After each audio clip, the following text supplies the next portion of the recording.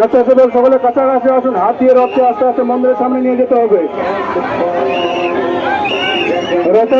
রথের কাছাকাছি কাউকে আসতে দেবেন না।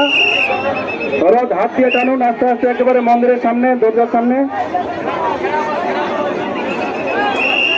রথকে ঘেরা করে নেবেন, স্বেচ্ছাসেবক বৃন্দ আছেন, কাউকে কাছাকাছি আসতে দেবেন না। রাস্তা ক্লিয়ার করুন।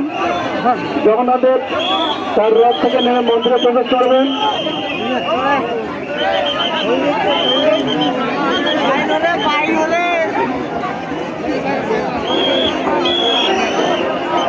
আর একটু সামনে যাবে, সামনে।